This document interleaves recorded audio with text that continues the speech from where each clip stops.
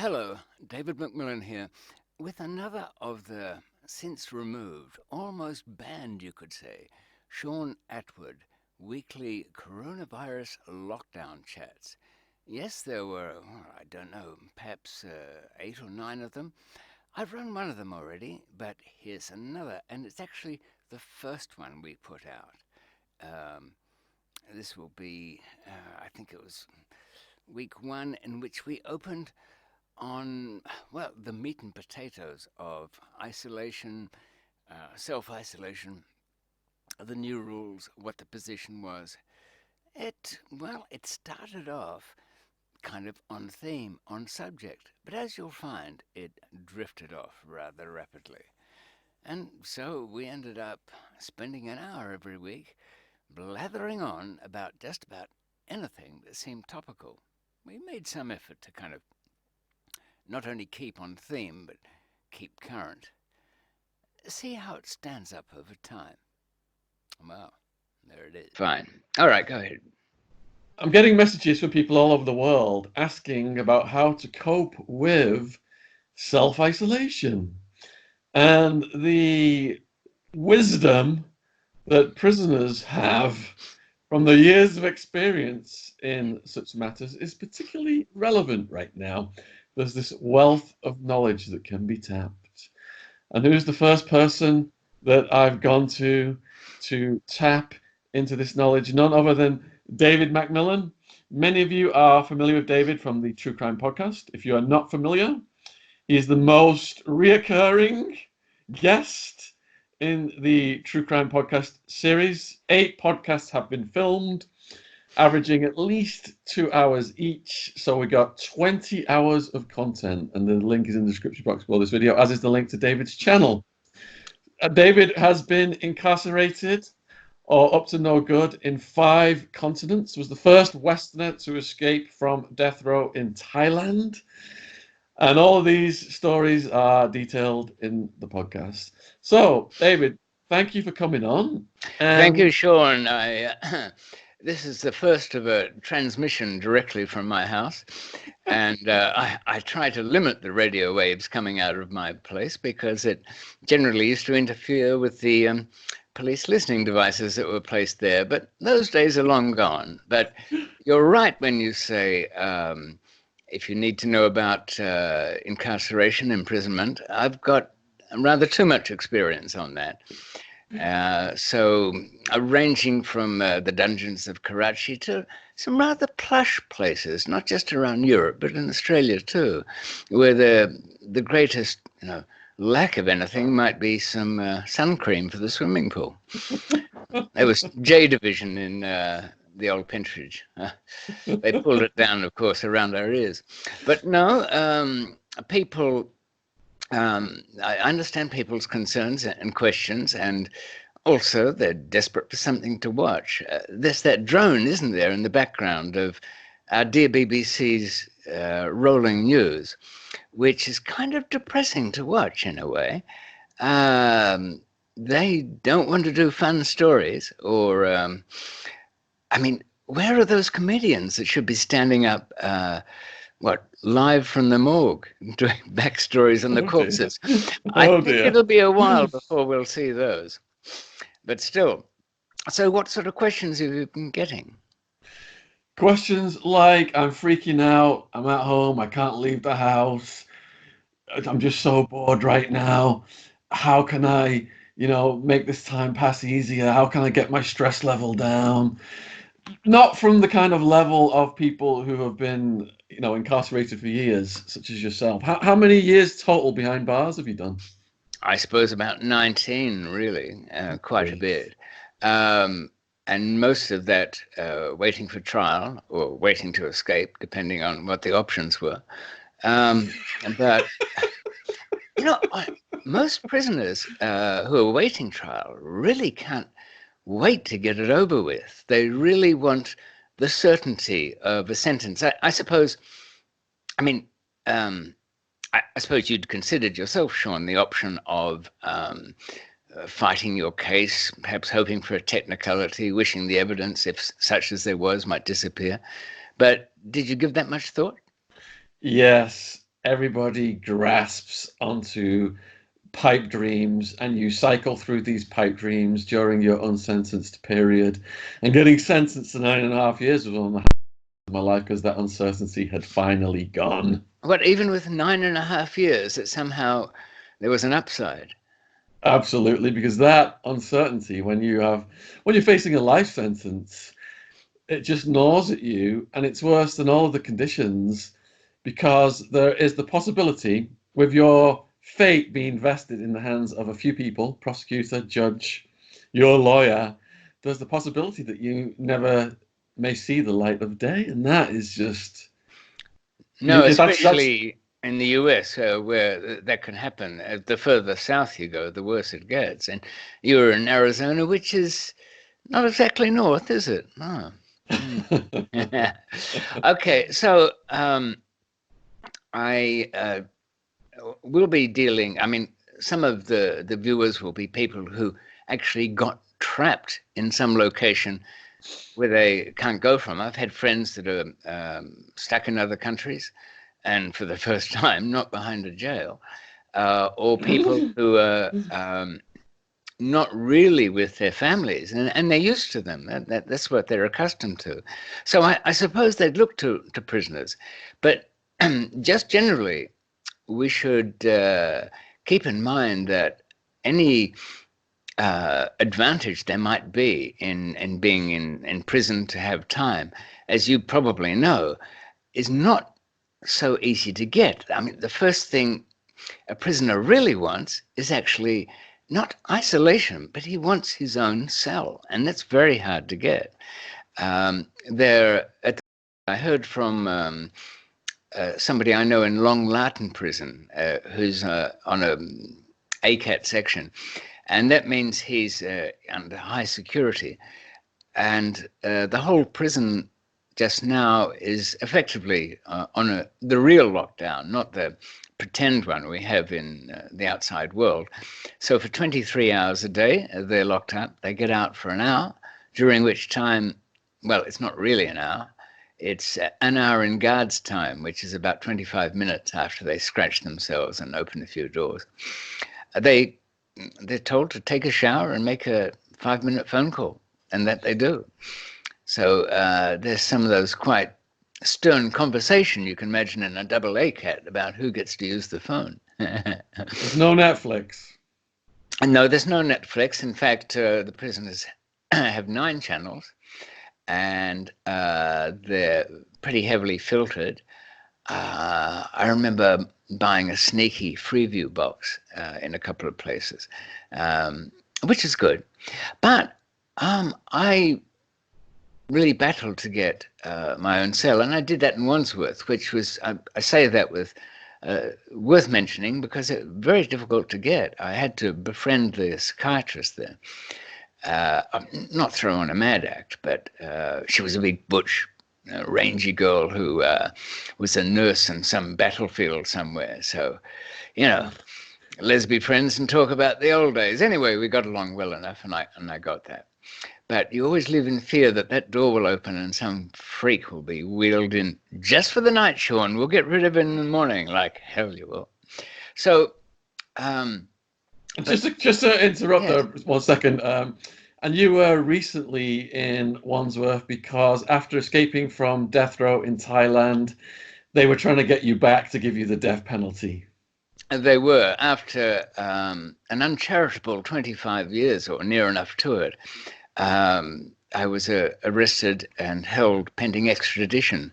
A little like Julian Assange, but no embassy would have taken me in, I don't think. And his case was in some ways more difficult than mine, because as you know, with extradition, you don't argue the case, you just argue the right to be sent to that country. In fact, I sort of lost the case, but at the last minute, it seems to be a fortnight is my general life-saving grace that I get given. It was 2 weeks before my death sentence that I got out of Thailand, and only 2 weeks before being sent back there, this time from London in Wandsworth, that I was told. Guard came to my door. I knew nothing about it, Shaun.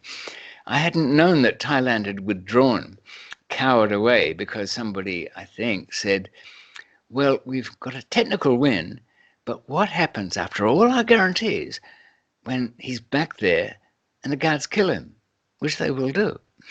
Well, they get their flunkies to do it, but, and they're not very good at killing people. It's like a cat fight, a lot of wild slashes, I'd end up like that poor Chinese prisoner under the Japanese during the Second World War who's being bayoneted, pleading with those kid soldiers with the bayonets to do it properly and finish him off. So, yes, I was spared that. The door opened, I was in my dressing gown, and the guard said, Dave, you're going.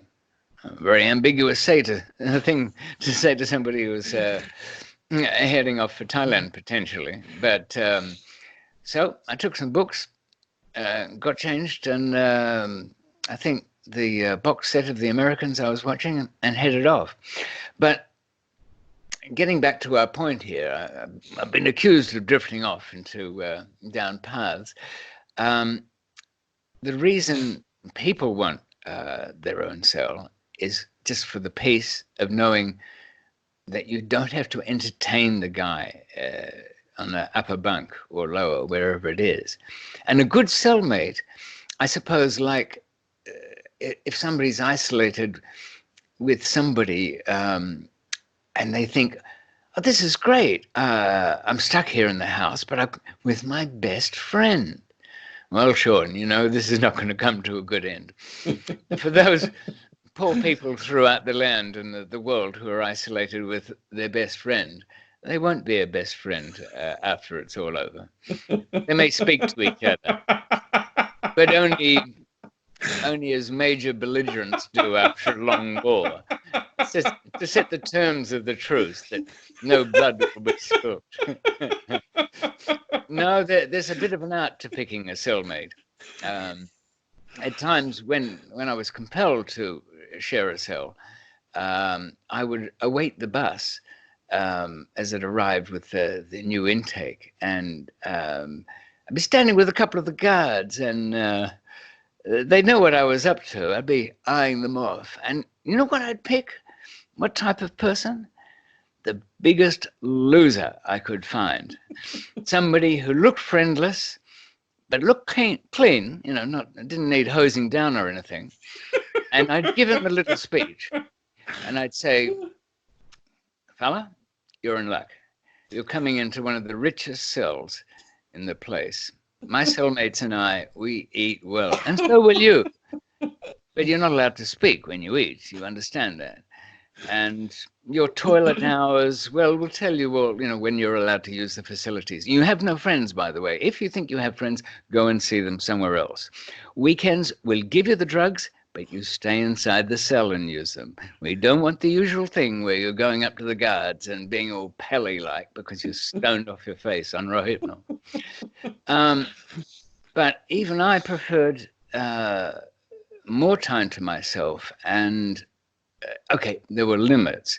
When I ended up in a dungeon in Pakistan, that was a bit more isolation than even I would want. And it wasn't so much that there was no television. I mean, prisoners still feel that they have a little TV. They still feel cut off from the world. And that they don't sit around plotting the next crime. I mean, most of them only stumbled into jail by half-wittedness anyway. But I mean, you'd think they'd be trying to be better criminals, but no, daydreamers all just about. And the most popular television shows in there, The Voice, and what's the dating one? Blind Date in its various incarnations. First Dates, hugely popular. And you'll see grown villains with a tear in their eyes. The backstory of some The Voice contestant is manufactured and wheeled out, with the hospitalized grandmother and all of that. They're very sentimental people. Your axe murderer, Shaun, is a sentimental guy. I believe Hitler was quite sentimental. Loved his dog. By the way, there's a good clip. I'll send it to you know all the little things people do to pass their time in isolation. They send each other short funnies. The latest and funniest is a speech of Hitler's at the podium, and the voice dubbed over it is all about keeping your distance, because of course Hitler had a lot of that. Back other countries, but he was really take Mother Russia. And I think they will exhaust themselves. People will run out of that. Certainly, did you share a cell when you were in Arizona? You are 100% right. You got to play the Cellmate lottery in Arizona and try and play the system lottery, because the Cellmate lottery is the pits. You just end up with, somebody who's just kind of come in off the streets, and you're looking down there, and they're beaten off on the bottom bunk and not abiding by the rules of Cellmate etiquette. Yeah. But I was lucky in the sense that I had over 100 co-defendants, and we clicked up with some Italian mafia guys earlier on who were basically giving the guards orders. And this one guy, he was able to move my co-defendants into my cell, or at least into my pod, or with Wildman, because Wildman wasn't allowed in the same pod as me. They moved him into the pod next door to me, and had the guards. Why was he not allowed?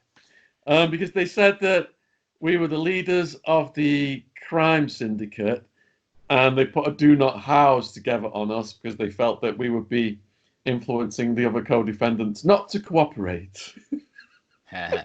What a thought, really. I don't know. I mean, I love Wildman as much as the next fellow, but would he be a good cellmate? That's another question. I have a feeling that there's a lot of body there, and that body expresses itself in many and interesting ways, I would think. After he rented his first apartment out to a crack lord who was working for the Cali cartel, and he was just staying up for weeks on crack and crystal meth, I stopped letting him know where I lived after that, and that was before incarceration. Okay, so that would have been just too much, yeah. I think, as I was saying, when I was in the dungeon, there were some nerve-wracking things about being there. Firstly, none of my friends, not my lawyer, not even the court judge knew where I was. I'd been disappeared over a dispute with the prison governor in Karachi, and a prison superintendent, who's a head warden. He wanted $25,000 to let me get out of the punishment block, which was so. I think he probably would have arranged communication for that, but not in any terms that would have made any sense whatsoever. He'd never seen $25,000. It's just a word he'd heard somewhere and it sounded good. So I sat in there. I managed to get some bedding, and at first I organized my time. Now, I would recommend this to people who are stuck in a house, or particularly if it's a small flat somewhere. You can treat that as a cell, but you've got your own toilet. Organize your days into a kind of schedule. Get up and treat it as a kind of work. Eat on regular hours. If you have an exercise routine, go through with it, a little in the morning, a little in the afternoon. But it doesn't matter that you don't adhere to this timetable, but you need to have one.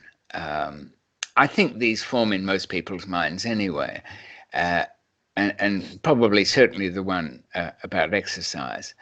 But I think worth keeping in mind in isolation, it's not worth going overboard with that. It's not, this is my opportunity to buff up. I'm going to get some mail order steroids and, protein to the max and walk out of here, like something else. All you do is make yourself sick. Not only that, you will never be able to pump enough.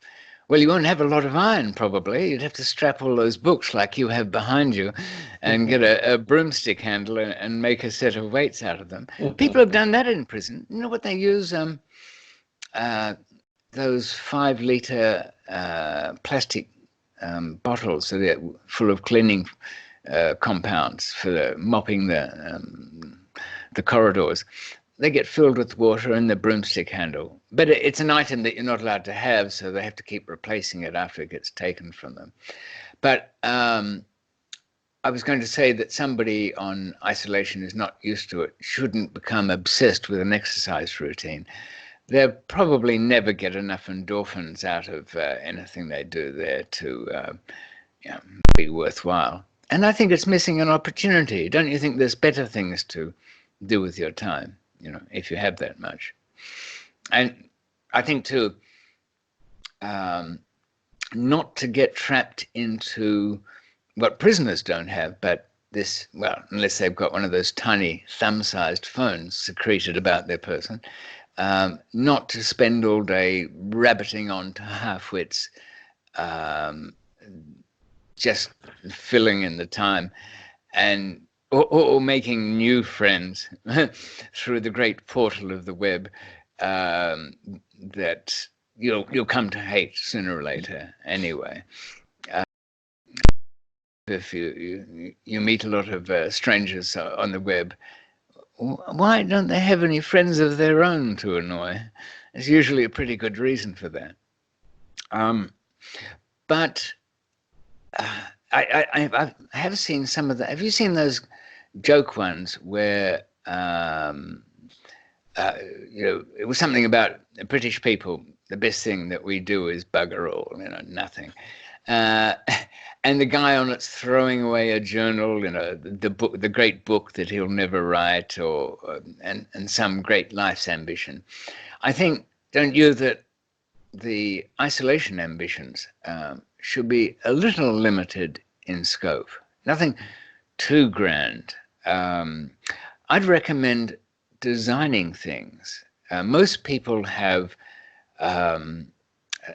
something that they'd like to see the shape of, and they can draw pictures, think of the components, think of the details, try not to make it just like that dream at the back of the Uber when you're going to a meeting. Oh yes, I'd like a yacht. Actually, it was a boat I designed in my head in Hyderabad dungeon. And by the way, to somebody out there in half-wit land, somebody said Hyderabad's in India. Well, there's two, Get about a bit, fella. Cross the border. There's another one. Anyway, I designed a boat into such detail in my head that I pretty much exhausted, the little I knew about marine engineering. But I did have those little vibrating anti-barnacle sensors underneath. They keep off by making sound waves. Quite useful. All right, me being myself, I did end up designing a remote submarine to sneak cargo off the Colombian shores to anywhere around the world. But Shaun, that was entirely an exercise for my mental well-being, and it wasn't anything else. And I couldn't get the parts in the end, in the real world. Or design a house.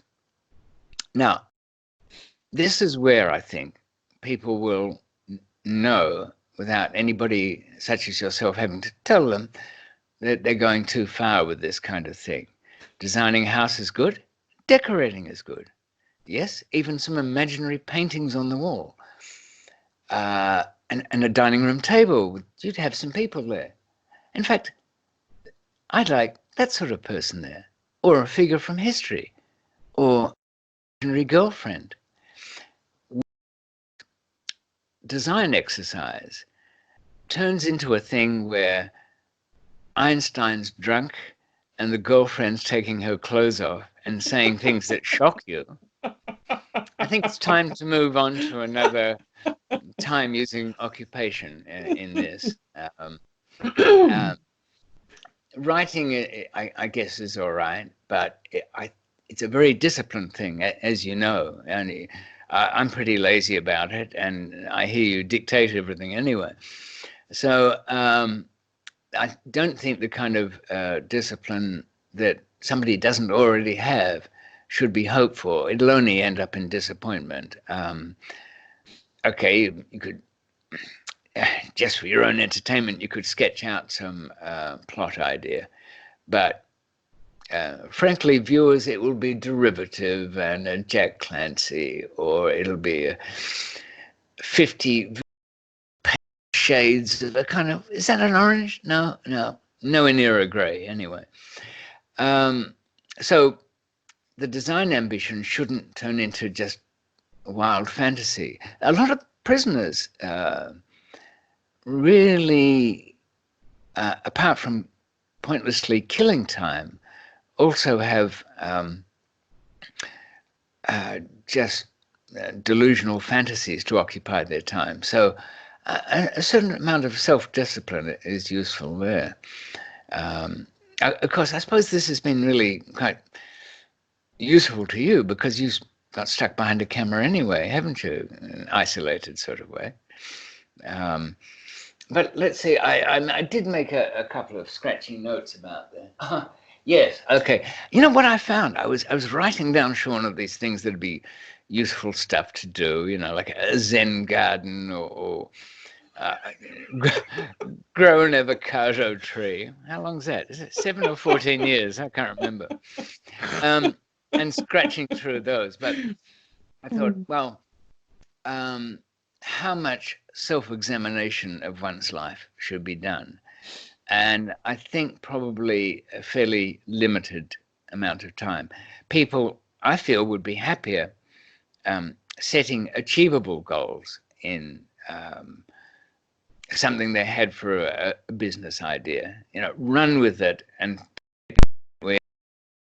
start having to think about suppliers. Now, we may be isolated, but we're only a few mouse clicks away from a massive amount of information.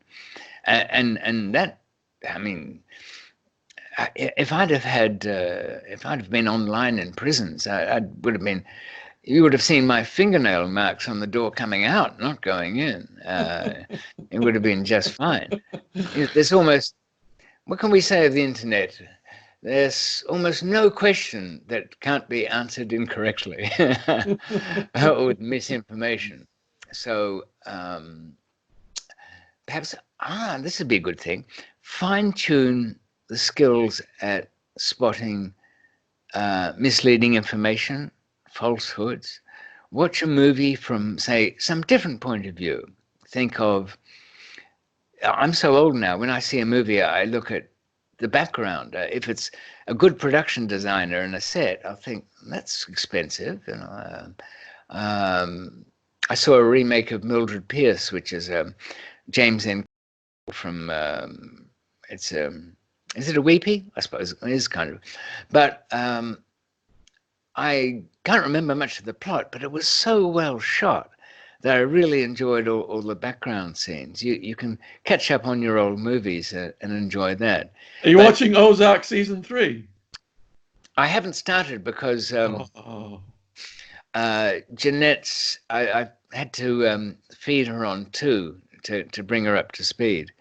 I don't know why I bother, because if I want Jeanette to go to sleep, I simply say, Jeanette, watch this. This is great. You're really, I'll ask you questions later, you know, all of that. Asleep within seconds. So I might as well start. Is it any good, Shaun? Is it? I think Ozark season 1 was okay. Season 2 was brilliant, and season 3 is brilliant as well, like Breaking Bad levels now. Is it? The reviews were good. And I noticed that Marty, the money launderer everybody must know the plot by now. Marty, the accountant turned money launderer out in the, is it Missouri, isn't it? Hills, starting a casino in partnership with some hillbillies. Never say redneck out there. Oh, yes. Has a wife, and the reluctant wife is starting to get a bit hard-nosed. It seems that way. Am I right? It's the character development in the females in particular that has been the most compelling viewing, I would say. Well, I always thought, who's the scruffy one from the, uh, the older head on young shoulders from the trailer? Yeah, she's like the equivalent of Jesse to Oh, Walter Ruth. White. Ruth, that's her name. Ruth, she's his Jesse, Marty's Jesse, basically, I think. All right, yeah. Yeah, She seems to get better, and I'm guessing yeah, in series 3, lots to play with there with her, I think. oh, it's So it would fantastic. be good.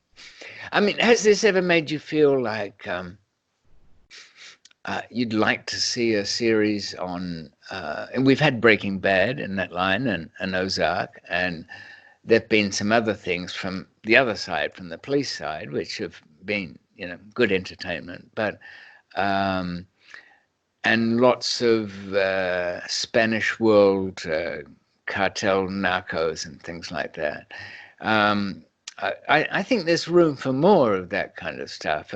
It is the idea of somebody who is not expecting it, thrust into a world that they never believed would happen, and have to deal with some heavy stuff that was previously only the images of movies, is a good base, isn't it? You take somebody like that. I think that's why some people take an interest in your interviews with me, because they imagine themselves, how would I deal with that situation? And trying to keep on theme here, the way of dealing with it depends how extreme the isolation is. The dungeon was a bit much, so I abandoned the routines. I just thought, well, look, I'll either be found or not found. I had to reach. It was a bit cruel. They give you a kind of bowl to get water, which you could turn sideways to the water.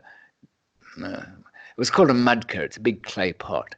You can scoop it out with a few insects in there as well. But you can't turn it sideways to get it back in. So what do? Splash it in the general direction of your face? For the food, they'd put a piece of rainpipe guttering through the bars and pour the beans down that. So you've got a few things to work out and to modify.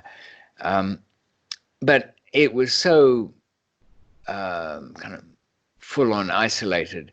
I just thought, well, I'll go with it.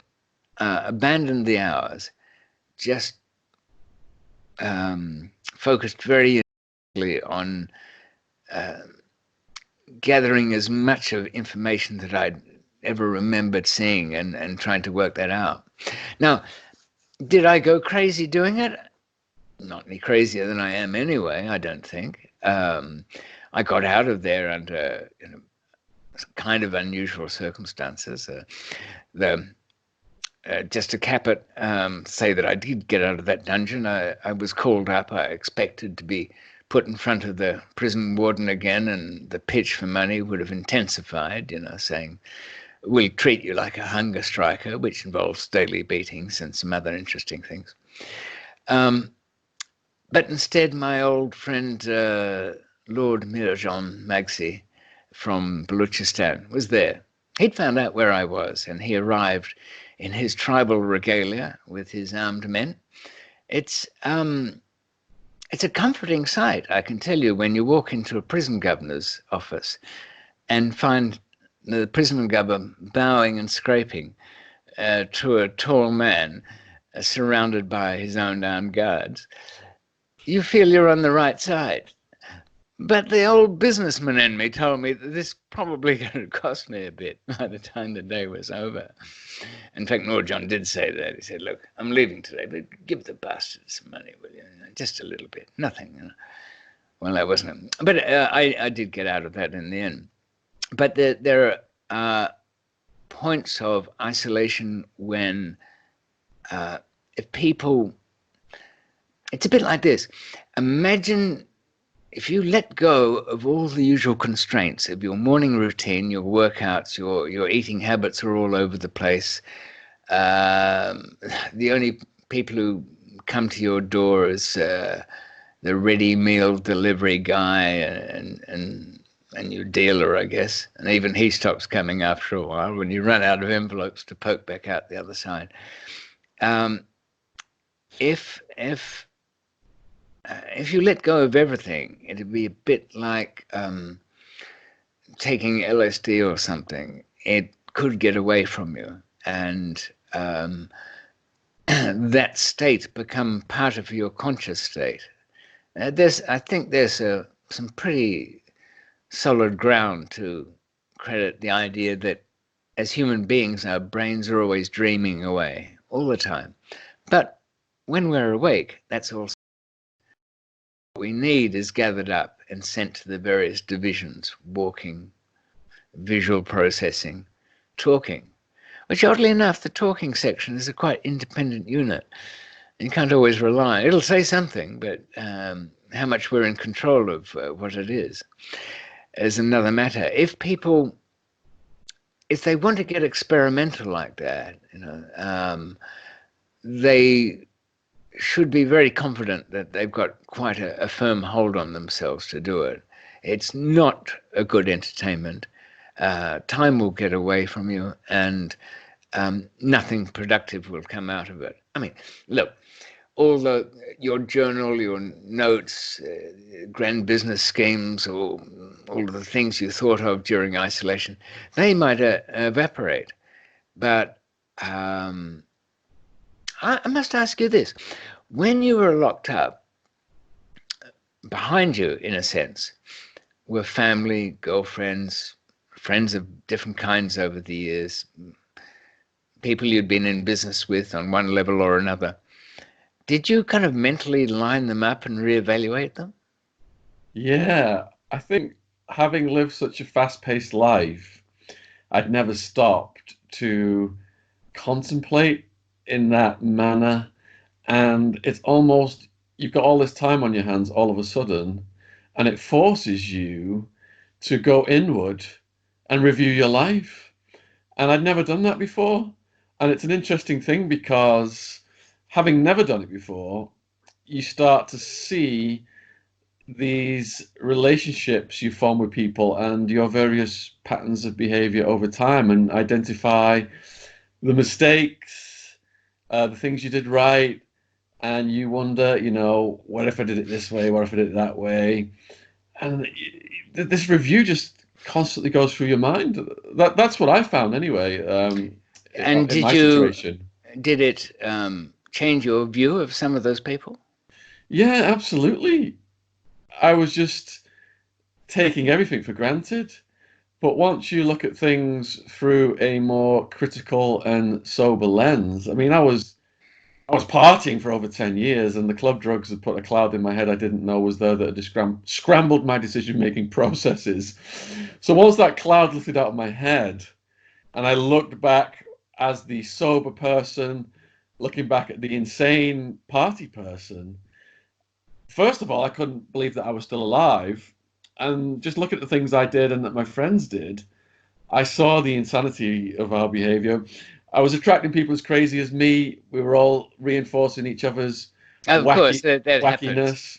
But people And do that, don't we? We yeah, subconsciously seem to give you a look, and something about that look says, I agree with you. I don't even know you, but I agree with you. And you're damn right, and I'm damn right. And let's go off and be right together. Well, it works, but you're not necessarily right at all. I think, though, if people do this during the limitations of isolation and line up people into various groups, their family, their older family, mothers, fathers, uncles. Some don't dwell too long, but there can be insights into that. I think, too, if people look at their either failed or successful relationships and line those people up, that can be as friends or business or whatever it is, that's not necessarily a bad thing. But I would recommend this. For those who are trying to recall the people in their lives and kind of assign a weight to them or an importance or a like, no like. Do it at some time with the sound down. Remove everything that person ever said to you and play the video back in your mind just with the actions they took. I met that person. We were at that place. How did he or she move? Was he a controller by his movements? What did that person actually do for me? Because there's no sound here. All the talk doesn't mean anything. You're evaluating not just in money terms, but was this a person who came round when you were in trouble? When you remember that person, do you remember them by deed or word? Because that alone will start to tell you something as to where they sit in your lives. Sure, people remember things their mother told them, but mostly, I think,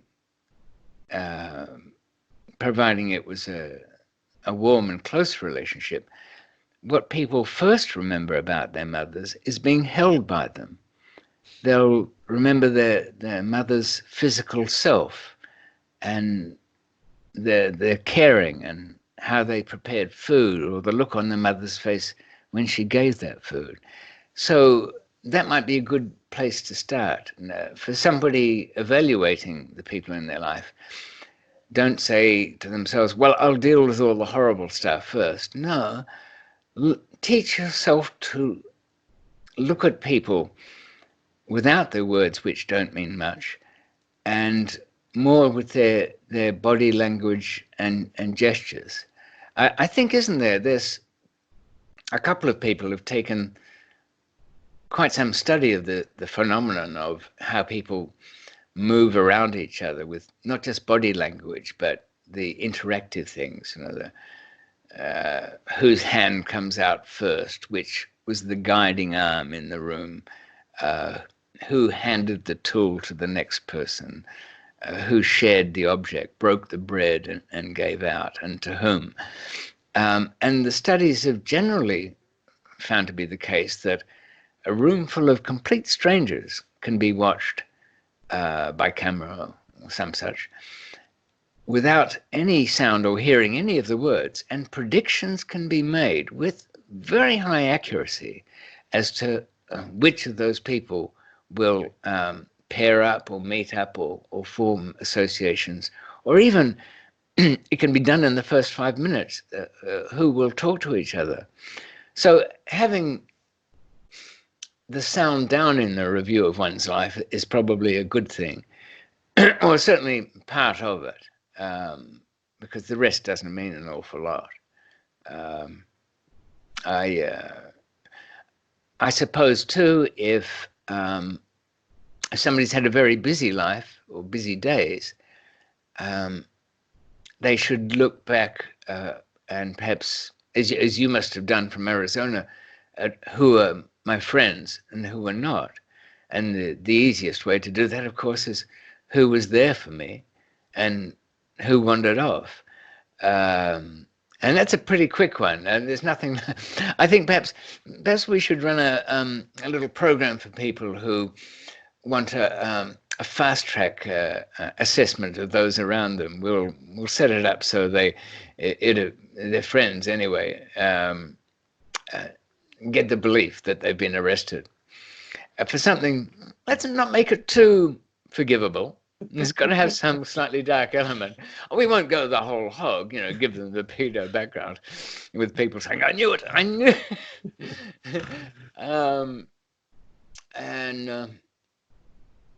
But something that, depending on what they're like, they have to kind of get over as friends if they want to remain them. And that would probably work. I think too, the too much thinking is probably not very good for people who. It's like a skill thinking, I think. And having spent a lot of time in prisons, I've got to the point where I can say, not worth thinking about, don't go on. and I've got better at it. I can really do it. But I wouldn't recommend it a lot. Certainly, sound like arts and crafts, but something can be kind of satisfying. There's bound to be limitations, and there's always bound to be excuses too. I wouldn't say Eiffel Tower out of matchsticks, but it's quite hard to get matchsticks. Local hobby shop charges a lot for them, and they haven't got a dispensation to stay open, which I think they should, don't you? Even Amazon's telling us now the deliveries could be late because of essentials, whatever that means. Oh, by the way, viewers and Shaun, I noticed Amazon proudly announced that those cinemas are closed. In the spirit of urgency and greed, Amazon has decided to let the latest releases available. Yeah? 17 quid, about $25 to rent for 48 hours a new release. What's it called? Is it just Invisible or something like The Invisible Man? Yeah. £17 for 48 hours from Amazon. Now, that's war profiteering, and I'd be the last person to criticize anybody for that. I have been known to take advantage of situations between countries where the law might be different and some people are in difficulty on the supply line. But I will call a spade, and Amazon is certainly doing that. But remember, your resources will be limited out there, people. If you relied at all upon yourself for your income, work from home, they say, only works up to a point.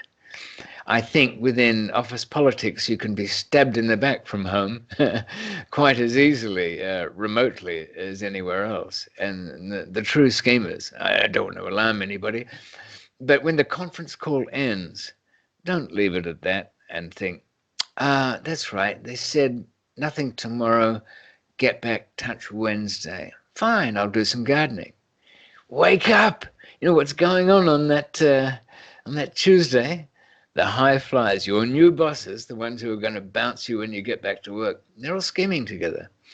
So you get in early on that, after that Monday conference call. Tuesday morning, go straight to the top and undermine the rest. And they're only going to do it to you. Well, on top of the self-isolation, a lot of people are losing their jobs right now as well. I suppose that people could take the time to think a little bit, not just about their future, but the future in general. It seems an awful lot of work, and you'll get who are the well-known future forecasters? I think Malcolm Gladwell does a bit of it, and so does, is it George Monotone? One of those, is that his name? Oh no, Monobiot or something. Anyway, there's plenty of them. They're not very convincing.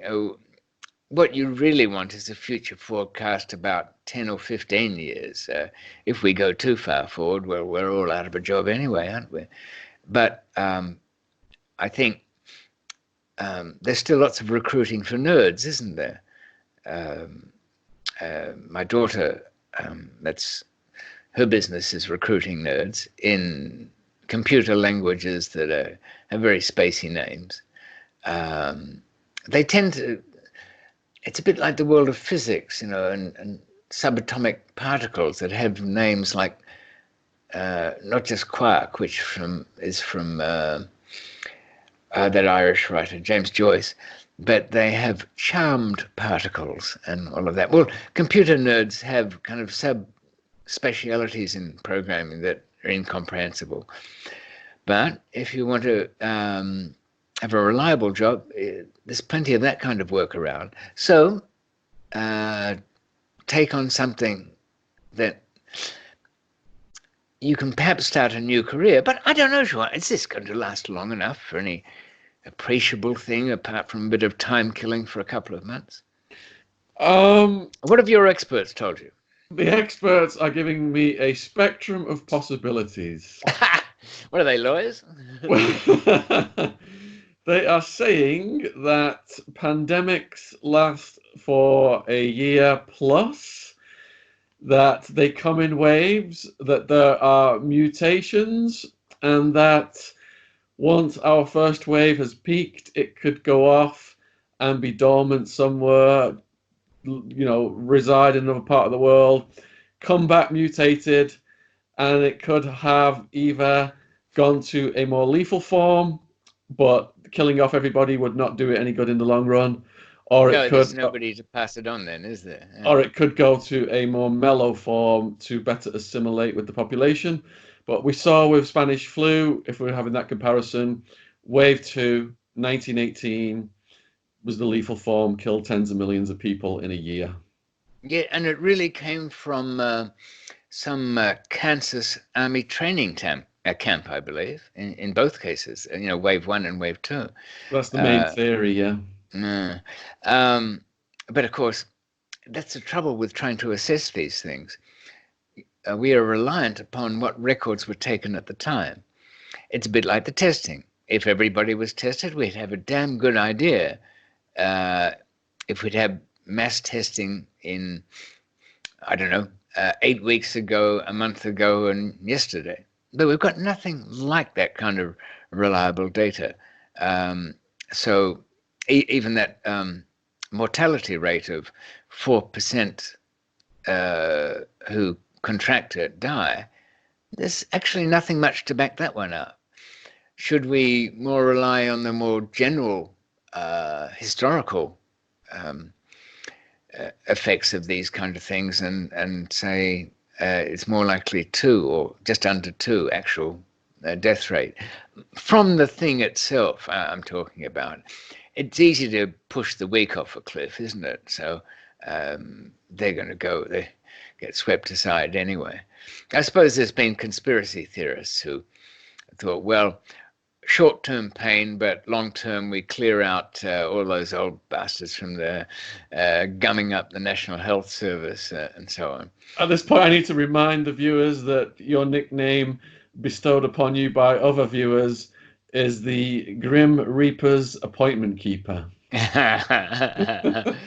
I wondered where that came from. Are you investing in funeral homes right now, David? No, I've gone. I've gone straight into brass knobs. God. Coffin nails. When people stop dying, I'll still have a place for them. Dear. And I don't know if you noticed, I'm wearing your favourite suit. Oh yes, that one that belongs to the pox doctor's clerk. For those who haven't seen the suit or heard the term before, it's a 1950s Australian expression where people didn't cotton to very well-dressed people anyway, being back kind of rustic. But and the time that they came to people in suits was either for a wedding, but other than that, for some reason, when they had to go to the kind of doctor that specializes in venereal disease, then the person was not a nurse, because that'd be too embarrassing for most men, but it was a rather prim fellow who was ever so polite. I tell you what, the same guys I'm finding outside the front of Screwfix at the moment telling me to stand back, just like that, but without the nice suit. And these guys back in those days would be slightly overdressed, maybe with a waistcoat and, that fourth button on the cuff, which didn't come back into fashion until the hippie days. And so Australians would say, Gracie was like a bloody pox doctor's clerk. And I hung on to that one over the years. Yeah. I don't think enough professions have their own dress code, do they? We're getting to the hour, David. Is there anything you would like to say to people in conclusion? Pretty much. You have to venture out sometimes, and if you haven't driven yourself insane, you might feel a bit like a prisoner who's been released, unaccustomed to the world and people around, especially if you're on a bit of a mission, but one of a delicate nature, perhaps girlfriend trouble, something, but you got to go. You could be stopped at a busy railway station, be a phalanx of policemen there. Do you really want to go into such a long explanation? If you scurry away sideways, you might get stopped and then stumble over whatever you're going to say. No, use the tried and trusted McMillan approaching police methods. That is, smile in a rather brotherly way and move up, not confrontationally, but as though you're about to announce something, but you actually don't. The guy gets himself into trouble as one who bumbles straight into oh, you do a great job, you guys. You know, if it wasn't for you policemen, I would have had another 20 years freedom. Yeah. No, so don't overdo it, but just be friendly and say, if you're Officer Attwood, must say I don't want to be out today, but you know, my grandmother's flat's flooded again. Should give us swimming lessons. What do you think, officer? Let him give you the golden pass. Don't let him be the good guy, and then go about your lawful business, people. If you haven't sort of gone too far over the edge of that, but just I'll just summarize. Don't overanalyze things. Get something of a routine. Don't obsess about exercising or fad foods. This isn't going to go on long enough to make any real long-term difference. But just the few things you do, try and do them properly and try and look at the world with fresh eyes. That might help. Sage advice from David McMillan. If you have any questions or if you'd like to see more of these videos with David during the lockdown, please put your questions in the comment section below. Tell us how you are feeling right now in self-isolation. What is bothering you? If you need advice, we can be your page doctors while this is going on. Put your most bizarre complaints in the comments section for us, please, and we'll try and Steady there, John. Listen, something I cleaned up before coming on tonight was what people really get up to in their cells. Why the carrots go missing from the kitchen. You know, what you can really do with a needle and cotton in your cell by yourself. No. We're open to all problems, but phrase them in some place where we can possibly put them to air. I think that we need to do that. And if you're bored out of your mind, there is hours and hours of content on David's channel. Link is in the description box. Please go over and subscribe and support David. David also has 2 books out. And I'm recording them now, but I need a philanthropist to pay me to stay indoors instead of scurrying out to put up CCTV cameras. You'd be surprised what the isolation's done to that trade. Anyway. David's books are called Unforgiving Destiny. Unforgiving Destiny. It used to be on your bookshelf behind, but I've been bumped off into the remainders bin by Girl with a Gun, Man with a Smile, and all of your stuff. And Shaun's books are very good, and so is my publisher from Monsoon Books. They've got a great Asian catalogue. And if you're desperate, I'll even sign a book for you and spray it so it won't be infected. David's contact details are in the description box. And I am making, I think I've got 12 books out now, and every week of the lockdown I'm making one free on Amazon Kindle. And if you go in the description box, it'll state which one that is down there. So and I hope it's a good deal, people, because I've read Shaun's books and I've read a lot of crap in true crime, but these ones they're the genuine thing. They're all right. Read them. Thank you. So we're looking forward to reading your most bizarre comments and responding to your complaints in the next episode of Inspiring You During Coronavirus Lockdown Videos. Take care out there, world. Cheers. Enjoy your lockdown while it lasts. Make the most of it. Good night. Pretend hug. Dessert time for me. Good night. Well, there you had it. The first broadcast of the almost invisible, only on my channel, Shaun Attwood and David McMillan Coronavirus Chats. So, entertaining? Marginally. There's some more here. Take a look.